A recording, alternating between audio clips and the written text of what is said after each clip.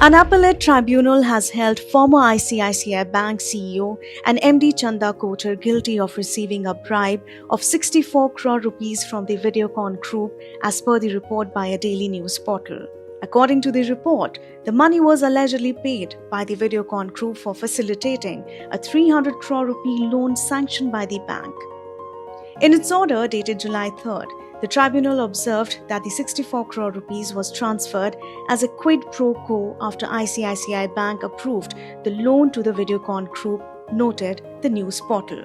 The money was routed through Videocon's company Supreme Energy Private Limited to New Power Renewables, a firm managed by Deepak Kochhar. Deepak Kochhar is the husband of Chanda Kochhar.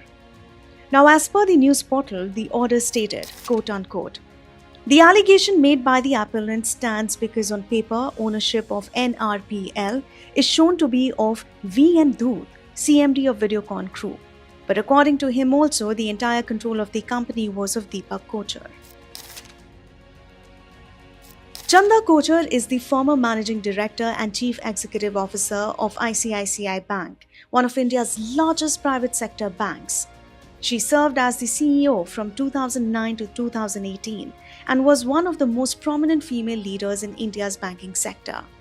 She was instrumental in expanding ICICI Bank's retail banking operations and was recognized globally for her contributions to finance, earning spots on Forbes lists of powerful women.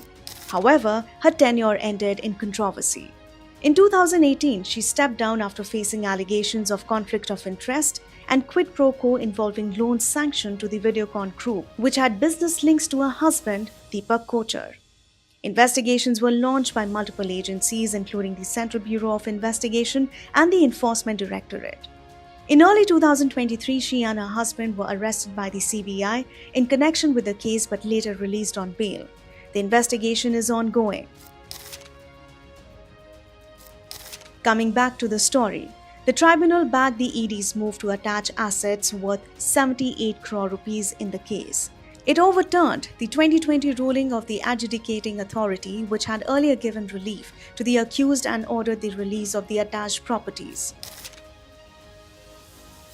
The tribunal further pointed out that the 300 crore rupee loan sanctioned by the ICICI Bank to the Videocon Group was in violation of the bank's policies. Chanda Kochhar was part of the committee that approved the loan and did not disclose her conflict of interest, it added. The tribunal, citing statements recorded under Section 50 of the Prevention of Money Laundering Act, stated that these are admissible as evidence. It concluded that ED had presented enough material to support its allegation that the funds in question were bribes connected to the loan approval. The tribunal's decision strengthens the ED's accusations of money laundering and misconduct involving Chanda Kochhar, the portal reported.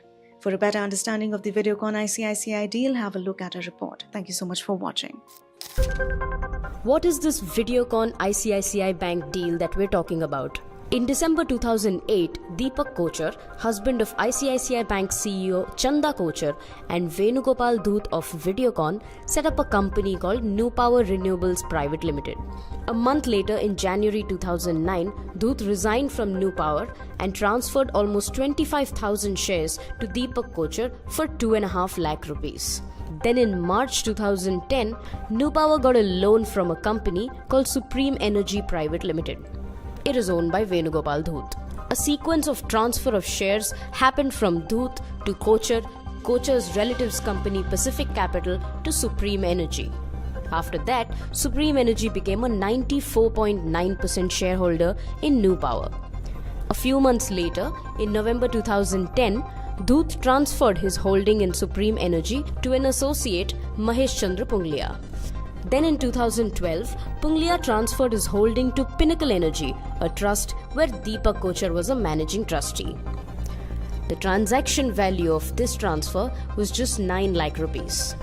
So it turns out that Supreme Energy gave a loan of 64 crore rupees to New Power, and within 3 years of that, it got subsumed by Pinnacle Energy.